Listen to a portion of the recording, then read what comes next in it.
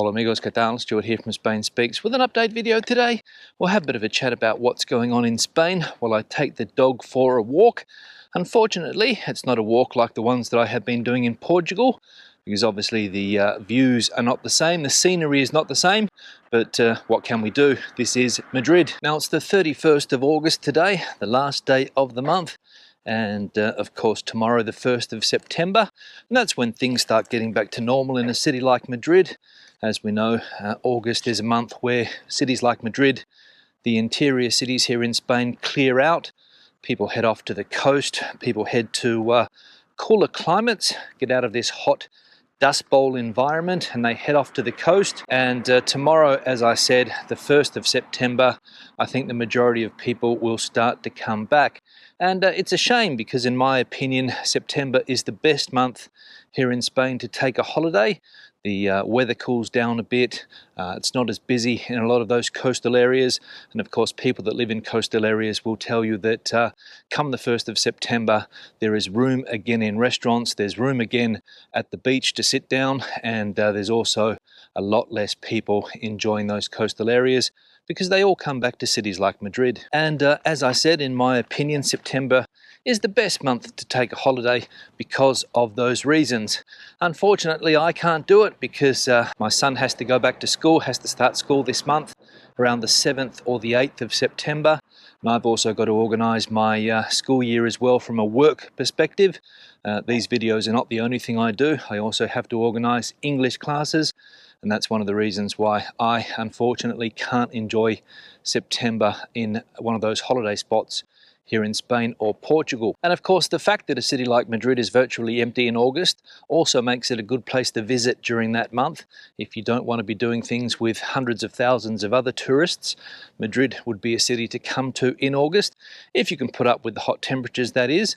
But you can do all of the touristy things in Madrid without the crowds, and that would be my pro tip for the day. So what's going on in Spain this week? Well, it's been a big week politically. Of course, the Prime Minister, Mr. Sanchez, was in Germany meeting with the German Chancellor to discuss this European gas pipeline that they want to run through France. As we know, France has been putting up a fair bit of opposition when it comes to this gas pipeline, but apparently they've changed their tune a little bit as of yesterday, after seeing the Spaniards and the Germans sit down to talk and negotiate this pipeline. So we'll see if the French come on board. And when it comes to the economy here in Spain, it's either doom and gloom or it's a fantastic economic outlook. Depends who you listen to. If you listen to the government, of course, everything is hunky-dory when it comes to the economy. But when you listen to the opposition, it couldn't be more dire. And that's one of the things that I can't understand. How can there be two such opposing points of view? No idea. Obviously, when it comes to the economy, I don't think we should be as optimistic as the government is, given the high inflation that we have at the moment, given the energy crisis, given problems like that. But of course, I don't think we need to be doomsayers or as negative as the opposition leader apparently is. We saw the other day that the opposition strategy is to scare Spaniards to the extent that they throw Pedro Sanchez out of power next year when those general elections come around. So clear what the opposition strategy is, but also the government a little bit too overly optimistic in my opinion. So I think we need to be cautious and not pay too much attention to the government propaganda machine, but also we don't need to get depressed by listening to what opposition leader Mr. Núñez Feijóo is saying about all of the doom and gloom when it comes to the economy. So I think we need to be moderate in the middle and wait and see what happens. Now I'll take the dog off the leash so she can have a bit of a run around. She's been struggling in recent days, ever since we came back from Portugal. Obviously not used to this hot weather here in Madrid, the hot, dry weather. As we know, she had a great time in Portugal, running around, playing at the beach whenever I took her down to the beach. And as I said, it's taken her a little while to get used to the hot temperatures here again, not just for her, but for me and the rest of the family too. And you can get an idea of just how dry everything is in this part of Spain. The only greenery we have there are those pine trees up on the side of the hill. But down here, everything very, very brown. Brown for as far as the eye can see. And somebody in the comment section said, why don't I stay on the coast permanently? Why don't I stay in Portugal, not come back to Madrid? Well, the answer to that question is simply that my partner has a job here in Madrid and she is tied to an office. She has to go there 3 times a week, 2 days working from home, 3 days a week in the office, and my son also goes to school here in Madrid. So that's the reason why we come back. Would I prefer to stay in Portugal in that Atlantic climate? Absolutely. Would I be able to live in a country like Portugal for the rest of my life on that Atlantic coast? Absolutely. But unfortunately for the time being, we are tied to Madrid, which has its pros and it also has its cons. The pros are that you have all of the services that you need in a big city, and of course the language is one of the reasons why we live in Spain. My partner's Spanish, of course, my son is also Spanish, and we have been having conversations about moving to a country like Portugal more permanently.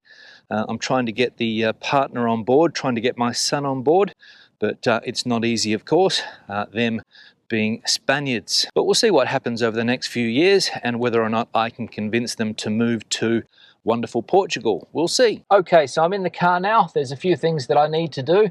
The first thing that I have to do is go and get the car cleaned. Haven't done that since I've been back, and it's a little bit dirty, so I'm going to go and clean the car, go down to the local servo and see if it's not too busy, and as I said, clean the car. So let's go have a bit of a chat on the way there. And unfortunately, this could be one of the last car vlogs that I do in this area where I live here, because the local government has announced that they're going to rezone this area. They're going to call it a ZBE area, which means Zona de Bajas Emisiones, low emission zone.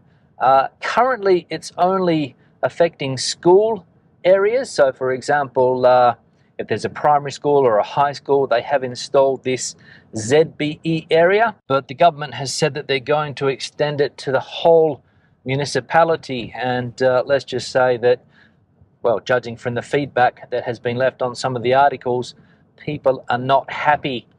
The local government here is left-wing, Izquierda Unida. They've changed the name. They don't call themselves Izquierda Unida anymore because that's a bit of an antiquated name, so they've got a more modern name, but the policies are quite left-wing. Now we're coming up to a ZBE area here. There's a school, and as I said, this was implemented last year, the ZBE area, and as you can see that there are speed restrictions, and also there's no parking outside the school. And as I said, the idea is to extend the ZBE to the whole of this municipality. So what does that mean? Well, I don't know. I'm not 100% sure what it's going to mean for the everyday use of cars here, for the average citizen. I don't know whether some cars are going to be banned from circulating in this town now, or indeed when it's going to come into action or come into force, not quite sure. But people with old cars obviously are most likely going to be restricted as to where they can go and where they can drive in this municipality. So people are going to have to change their cars, go electric, or try to find a car that has low emissions. And there's not too many diesel or petrol cars out there that fit that criteria. So interesting times ahead. And as I said, from what I have read in the comment section left on Facebook forums and also on the newspaper where I read the article, people are not happy. So again, we'll see what happens with regard to this. But it seems to be the trend. The government is using European funds, these European funds that have been granted to Spain, and this is one of the ways that they can spend those one of the ways they can spend that European money and get it ticked off with European Union approval.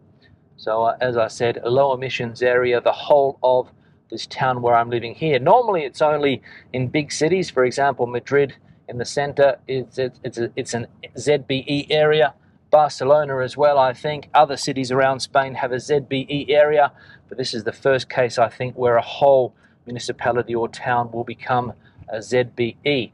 Now I'm at the servo. I'm going to go up here, see if it's in action, the old car wash. There's one bloke in there currently, so I'll just get behind there, go and get the little fitture that we need, the little thing that we need to stick into the machine. So I'll be back in a tick. So I've got the fitture for the car wash, €3.90. I come to this one here at a Shell service station because they have a car wash called Soft Wash, where apparently the things that spin around don't scratch the car. So that's one of the reasons why I come here, and also it's convenient. I don't have to stand there with one of these hoses cleaning the car, which is what a lot of people do nowadays, the manual car wash.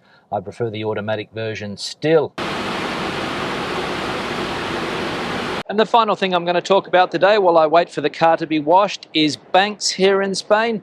Had somebody in the comment section the other day say that banks in Spain also give terrible service. That is true.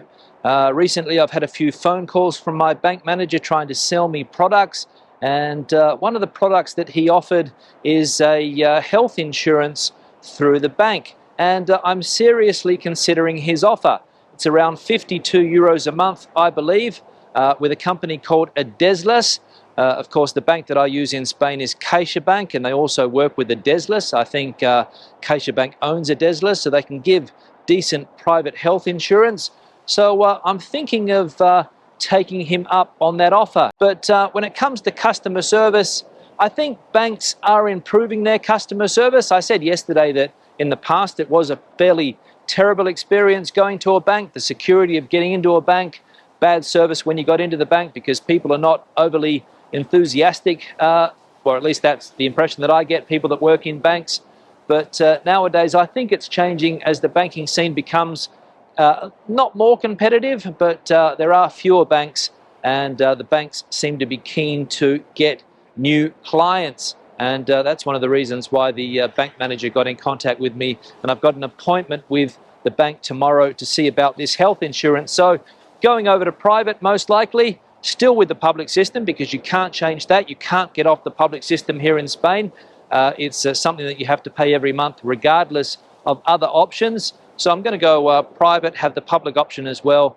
So that's what I'm going to do tomorrow. So I'll keep you guys up to date on my experiences with private healthcare here in Spain.